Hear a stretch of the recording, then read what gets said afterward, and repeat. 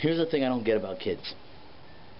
My generation, Easter egg hunts are like a really big deal, right? Like, does your family do an Easter egg hunt? What do you do for Easter? Because my family, we do a big hunt, and you go out, everyone hides them, and then all the kids go get set loose to find them. And used to, my generation, all my cousins and such, would get as many eggs as possible. It would be like the scramble, right? Like a 100-yard dash. Like as many eggs as you can get in your basket, and then that was what, you know, held seniority and rank. It's like, oh, I got the most eggs last year, and you get to brag about it.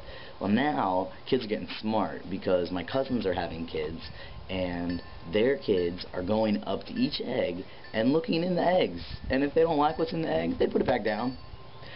One of my little younger second cousins, I guess, was looking for eggs, and we have hard-boiled eggs too, and so she would pick up the hard-boiled eggs and shake it, and if it didn't have any candy in it, she'd set it back on the ground. Really?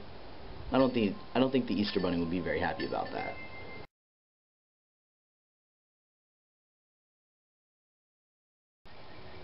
Hey, Kate here. I thought, what better way to do my video this week than to do it from my front porch, because it's Easter weekend, and Easter's kind of a big deal for my family. I have all my cousins and extended family come out, and we do a big Easter festive thing. And the weather's great, which is awesome, because it's not like super hot yet, and it's not raining. Knock on wood. This week we are talking about, you know, what's the deal with this whole trans thing? What's the deal behind transitioning and being transgendered, and you know, how does someone decide to label themselves as that, or to take steps to you know, be involved in a physical transition of sorts? It's definitely not an easy decision for anyone. I think that Jess did an awesome job laying down the basics and kind of starting us off on Monday. Another suggestion, if you don't know much about transgender people or the community in that aspect, maybe check out the videos we did the last time we talked about the trans community and trans people and what we thought. But this week, the questions that are posed to us are more about how you go about deciding and if it's right for you, and who it's right for, and when it's right for them, and such. As most people know, I did identify as a lesbian. I was kind of in AJ's position as a butch lesbian. I was pretty much stone butch, which basically for me meant that I wasn't involved in any receiving, like, of physical contact, really, like, as far as affection and whatnot goes, just because I wasn't comfortable with that. And so I got to a point where I always just felt kind of disconnected, you know? Like, once you deal with the actual being gay and liking girls, they're two very different things, and you have to come out for both, unfortunately. So I don't necessarily suggest doing them at the same time, because it's freaking overwhelming, you know? Like, why? It's exhausting to think about your identity and constantly work on yourself. So, you know, if you take it in pieces, it seems to be a little easier. So I figured out that I like girls, and that was my sexual identity. And once I got that under wraps, you know, there was still just something missing. And so I honestly just ran across a trans guy's profile on YouTube, and just started watching videos and looking things up and researching, you know, why people did it, and you know, success stories and the different types of trans people there are. And the more I got into the community, the more understood I felt.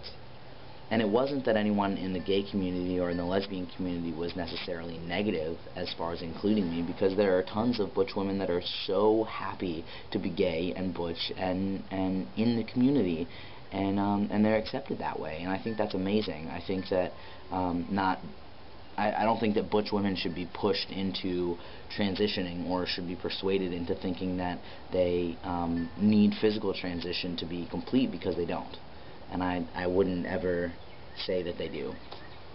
But for me, it wasn't enough. I needed something different. So that's the reason that I started physical transition? I know I get that email a lot, and I'm sorry if you have emailed me that question and I just haven't gotten back to it because there are a lot of you. But yeah, I didn't feel complete. People talk about this, your head not matching your body, and I think that the reason that people get confused is because they a lot of times expect it to be very cut and dry, very black and white. And for some people it is. For those people that know at 5 or 10 that they've always been a guy, their mind has always been different than how they present and their anatomy. But not all of us are like that.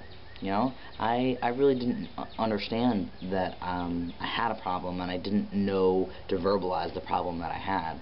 I was just always, depressed and not confident and self-insecure and just, a lot of negative things from coming from the fact that I couldn't represent myself accurately. So once I researched and I talked about it and I told someone that I was comfortable with, and I kind of worked through my own process, then you get more comfortable with it. So my answer to the first question really is that no one can tell you when, and no time is too late. I think that it's amazing that people are coming out at 40 and 50 and 60 and 70, and realizing that they have always or have now identified that they feel a different way. I don't think you can be judged for that, so please don't feel like you're late. If you feel any sort of pressure or obligation, it won't be honest and it won't be true, and you'll have to end up dealing with it later. So just do what's right for you, just chill, just relax on it, and make steps as you're comfortable with them. And as far as the second question, I think I kind of addressed it earlier with the butch conversation, but just don't get tied up in the group that you're in, because there are many different sectors of the community, and there are out there somewhere, someone like you. I don't know. I feel like I'm rambling. I know that everyone's kind of looking to me as the guru or the Buddha of the week. But honestly, I don't have all the answers. I can tell you all day long my story and what I feel about it and what I think and my advice, but advice only gets you so far. Everyone has a different perspective, so I can give you my advice, and I think that you should take that advice and add it to 10 other people and then keep looking. I don't think that you should take one person's word for it. Get a second opinion, please. But yeah, I hope that helps settle you a little bit, and I hope you understand that it's a head thing. It really is. Identity is a head thing.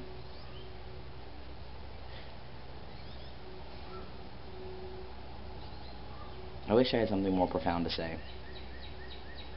Apparently this bird behind me does. I'll just let him film the video. I don't know, I'm kind of in a mind block right now as far as specifics to give, specific examples or conversation pieces. So if there's something that I missed and you have a specific question that I didn't really identify or directly address, you should leave it here in the comment section. For Easter every year we go to church, and then we just sort of relax as a family in the afternoon. So I have some extra time this weekend, and if there is a question that is burning in your brain that you need to get answered, then you should shoot it my way, and hopefully I can make a little mini video or get back to you in text to get that answered for you. So I hope you guys have a fabulous Easter weekend, and if you don't celebrate Easter, then I just hope you have a fabulous weekend, and I'll see you next week. Happy Friday.